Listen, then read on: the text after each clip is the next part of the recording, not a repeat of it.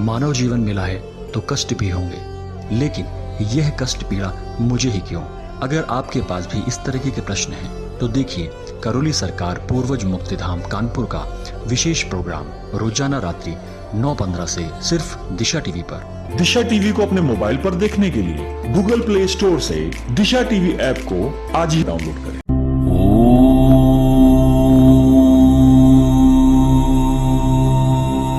नमस्कार। नमस्कार। क्या नाम आपका और कहाँ से आई? मेरा नाम नीरजा और मैं नोएडा से आई हूँ।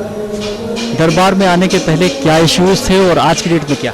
जी, दरबार में आने से पहले इश्यूज़ ये थे कि हमारी फैमिली के अंदर अननेसेसरी की बहुत ज़्यादा बिकरिंग होती थी। मेरे फादर के कुछ काम थे जो बहुत टाइम से ब्लॉक चल रहे थे, वो इकोनॉमिकली थे, और उसके अलावा बहुत छोटी छोटी बातें। एक्चुअली क्या था कि इश्यूज़ भी एक्चुअली मुझे बाबा जी के बाद ही पता चला कि वो इश्यूज़ जो हैं वो पूर्वजों से रिलेटेड है, क्योंकि आज तक हमें कभी ये नहीं पता था कि घर में जो छोटी मोटी बिकरिंग्स होती हैं, आपस में लड़ाइयाँ होती हैं, एक आदमी का दिमाग लेफ्ट जा रहा है, एक आदमी का दिमाग राइट जा रहा है, तो ये सारी चीज़ों के कारण पूर्वज होते हैं। हमें जब मैंने बाबा जी की वीडियो सुनी तब मुझे पता चला कि ये इतना सूक्ष्म लेवल पे काम होता है। तो उस वीडियो को सुन के मैं बता नहीं सकती हूँ कि 6 महीने मैंने वो कैसे कंट्रोल करा है। इट्स रियली बाबा जी को पता है खाली। द मोमेंट मैंने वो वीडियो सुनी थी, एंड क्योंकि मेरा काम इसी तरह का है, मेरा काम खुद ही हीलिंग का प्रोफेशन है, तो मैं इस चीज़ की सूक्ष्मता और इसकी जो इम्पोर्टेंस है उसको बहुत अच्छे से जानती हूँ। और मैं ये भी जानती हूँ कि पूर्वज, भूत, प्रेत, ये हमारे सेक्शन के अंदर, चाहे आप किसी भी धर्म संप्रदाय के अंदर हैं, ये हर संप्रदाय में हर व्यक्ति के ऊपर हर समय लागू होता है। इससे कोई मतलब नहीं है कि आप हिंदू हैं, मुसलमान हैं, क्रिश्चियन है, क्योंकि किसी ना किसी के घर में कोई ना कोई मरा है, और जो भी मरा है, जो भी आपसे पहले जिसका जन्म हुआ है, वो दरअसल आपका पूर्वज है।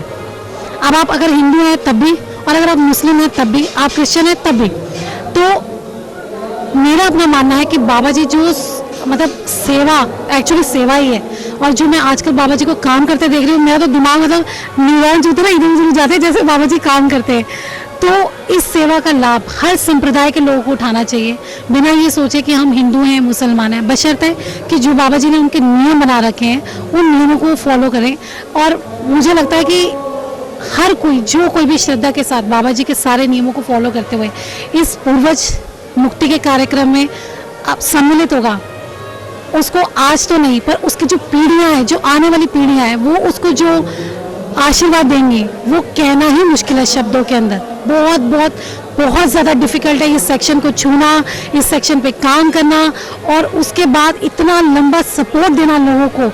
जो बाबा जी ने लाइव वीडियोस, लाइव प्रोग्राम के थ्रू जो कंटिन्यूस प्रोग्राम कर रहे हैं, मतलब एक दिन तो मैं देख रही थी बाबा जी 3-4 बजे तक प्रोग्राम कर रहे हैं, एंड आई वाज लाइक वो उठते कब है, सोते कब है, और अब ध्यान साधना कब करते हैं।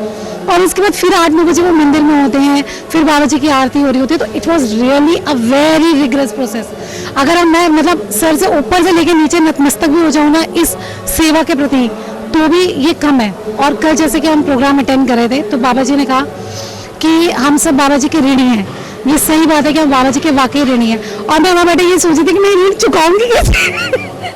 मतलब मैं बाबा जी से पूछने वाली थी कि बाबा जी आपने हमें जो दिया वाकई में वो ऋण है, पर आप कुछ हमें भी ऐसा बताइए कि हम इस ऋण को चुका सकें। ये क्योंकि इतना जन्मों जन्मों की पीड़ाएं जो लोगों की हैं, जो लोग अभिशप्त जीवन है ये एक्चुअली, कि हमें समस्या ही नहीं पता, पहली बात। दूसरी बात, अगर हमें पता भी चल जाती है तो हमारे अंदर इतनी शक्ति नहीं है कि हम उस समस्या के निवारण तक, उस स्थान तक पहुंच सके। आपने देखा होगा कि बहुत सारे लोग कहते हैं कि बाबा जी हमारे घर के लोग नहीं आ पा रहे हैं, हमारे घर में कलेश चल रहा है, हम आ गए हैं पर परिवार के बहुत सारे लोग हैं जो जिनको हम चाहते हैं कि वो आए, ठीक हो, और हमें पता भी है वो ठीक हो जाएंगे, बट फिर भी वो नहीं आ पा रहे। यानी हमारे अंदर वो शक्ति भी नहीं है कि हम अपने परिवार के लोगों को खुद बुला के यहाँ पे ला सकें।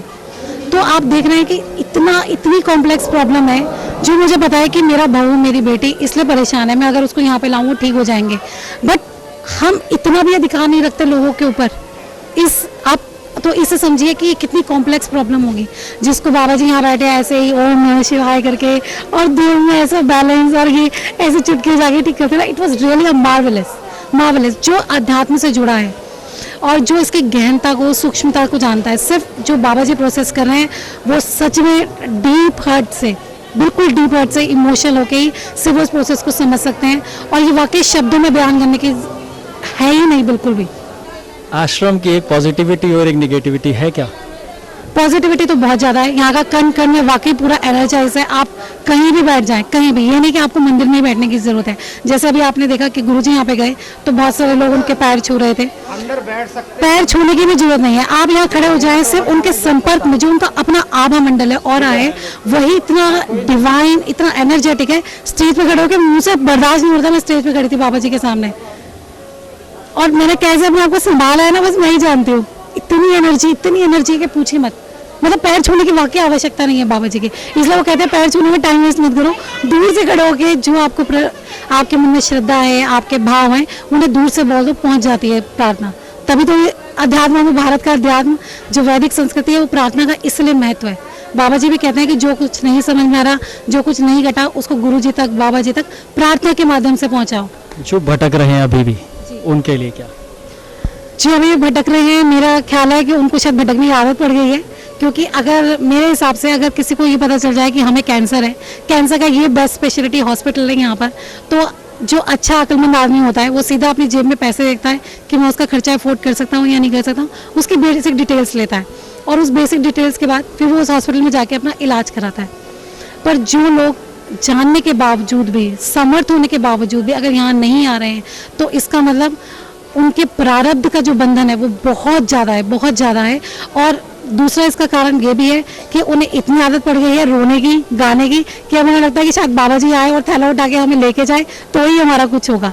तो ऐसे लोगों के लिए तो मुझे नहीं लगता कि बाबा जी वाकई बहुत सहरी रहे हैं। मुझे लगता है कि कहना सही रहेगा नहीं रहेगा, पर बाबा जी उनके लिए भी कर रहे हैं। बट फिर भी कुछ जिम्मेदारी हमारे अपने ऊपर भी होनी चाहिए। ये नहीं कि अगर दूसरे आदमी ने कहा है कि हम समर्थ हैं, आपको कर सकते हैं, तो मैंने पूरा बोझ ही उसके ऊपर डाल दें कि आप ही आओ, हमें घर से भी लेके जाओ, बस की टिकट भी कराओ, बस में भी पहुँचाओ, फिर यहाँ पे ले आओ, फिर यहाँ पे आश्रम में खाना। That's too much. आपका कोई सवाल हो जो आप गुरुजी से जानना चाहते हैं या कोई जानकारी चाहते हैं, तो कृपया इस नंबर पर व्हाट्सएप करें।